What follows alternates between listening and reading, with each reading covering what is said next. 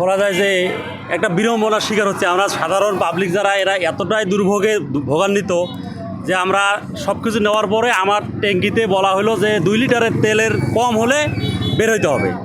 আমার তেল 2 লিটার ছিল, বললো যে না 2 লিটারের কম থাকতে হবে। আমি বের হয়ে গেলাম, পুনরায় কিছু দূর চালায় তেল কমায় নিয়ে আবার এসে লাইনে দাঁড়াইলাম।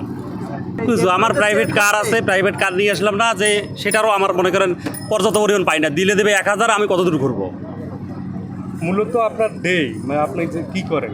আমি অ্যাগ্রো ইন্ডাস্ট্রির একজন অনার। আমার ইন্ডাস্ট্রি আছে পেস্টিসাইড, ফার্টিলাইজার, তারপর ফাঞ্জিসাইড, এগুলো আমরা চায়না থেকে আমদানি করি টোটাল বাংলাদেশে। 200-র বেশি সার্ভিস ও ফিচারে লেনদেনের সব বিকাশ অ্যাপে সম্ভব। আমরা বাজারজাত করি। আবার কোম্পানির নাম ইনো ফার্ম এগ্রি সায়েন্স। আমি প্রাইভেট কার রেখে মোটরসাইকেল নিয়ে আসছি, কারণ আমি কাভার করতে পারতেছি না। এতে করে কি আর্থিক ক্ষতির সম্মুখীন হচ্ছে? বিড়ম্বনা, বিশৃঙ্খলা, এবং মাঝে মাঝে মনে হয় যে এগুলো সব বাদ দিয়ে বাসায় বসে থাকি। আর এক একটা পাম্পের এক একটা নিয়ম, আর বিশেষ করে প্রশাসনের লোক এসে তাদের যে যন্ত্রণা, এই যে রাস্তায় যারা আছে তাদেরকে মামলা দিচ্ছে, যেটা কোনো আইনগত এটা বহির্ভূত কাজ। আপনারা মামলা দেবেন, নির্দিষ্ট জায়গায় যাবেন, তেলের পাম্পের লাইনে দাঁড়ানোর পরে সবাইকে মামলা দিয়ে 300 টাকার তেলের জন্য 3000 টাকার মামলা নিয়ে তারা যাচ্ছে। এই হলো বাংলাদেশ। যা মানে সাধারণত দেখা যাচ্ছে যারা আমরা মানে বাইকার আর কি, এদের মানে ভোগান্তিটা একেবারে চরম আকার ধারণ করেছে। এই মানে সংকট যে কবে কেটে যাবে এখন আল্লাহ মানে ভালো জানেন। আর সেই সঙ্গে এখন আবার এই যে তেল নিতে এসেছি আমরা।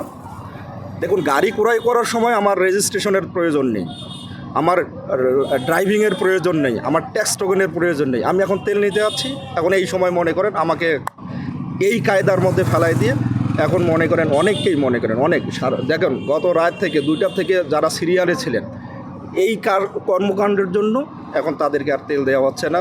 তারা নিরুপায় হয়ে এই যে সারা রাত জেগে তারা শুধুমাত্র এই কার্যক্রমের কারণে তেল না নিয়ে তাদেরকে চলে যেতে বাধ্য হয়েছে।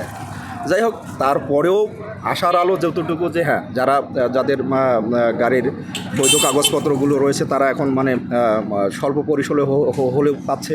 এখানেও আবার প্রশ্ন রয়েছে, আমি এই যে 3 ঘন্টা 4 ঘন্টা লাইনে দাঁড়িয়ে আমি মাত্র 200 টাকার তেল পাবো, এটাও আসলে মেনে নেওয়ার মতো না। আমি মনে করি আমরা আগে যেমন অ্যাভেলেবল মানে আমরা তেল নেওয়ার মানে আমাদের একটা মানে ছিল, অধিকার ছিল, আমি মনে করি এটাও হওয়া উচিত। ভালোভাবে বলো। হ্যাঁ, মানে আমি তেল নেওয়ার জন্য লাইনে দাঁড়াইছি 1 ঘন্টার উপরে, প্রায় 1 ঘন্টা 20 মিনিটের মতো হয় লাইনে দাঁড়াইছি তেল নেওয়ার জন্য। আমি চাকরি করি এক স্টোরে, প্রধান স্টোর কিপার। এই যে তেল সংকটের কারণে আপনারা কর্মজীবী মানুষের কি প্রতিকূলতা হচ্ছে? এখন আমাদের ভোগান্তি হচ্ছে, তেল পাচ্ছি না, অফিসে যাইতে পারছি না ঠিকভাবে, যাওয়া আসার কষ্ট হচ্ছে, লাইনে দাঁড়ায় তেল পাচ্ছি না, অর্ধেক লাইনে দাঁড়ে আবার চলে যাওয়া লাগতেছে যে তেল শেষ, আবার পরের দিন লাইনে দাঁড়াচ্ছি। গতকালকে এক জায়গায় দাঁড়াইছিলাম, আজকে আবার এখানে আসলাম, কাগজপত্র আছে, সব কিছু আছে, কিন্তু তেলের জন্যই কষ্ট করতেছি আমরা। পরিমাণ মতো কি তেল পাবেন কি না এরকম? এখন আশা করতেছি যে তেল পাবো, কিন্তু কাছে গিয়ে যদি না পাই তখন আরও মন খারাপ হয়ে যায়। কষ্ট করে দূর লাইন থেকে আসলাম তেলের জন্য, যদি না পাই এর থেকে তো আর অন্য কিছু বলা নাই। আপনারা কি চাহিদা মতো তেল পাচ্ছেন? না না না, আমি যেমন সারাদিন দৌড়াঝাপা করি, স্টোর কিপার, বিভিন্ন জায়গায় যাই, আমার তেলের দরকার সারাদিনে মিনিমাম 2 লিটার।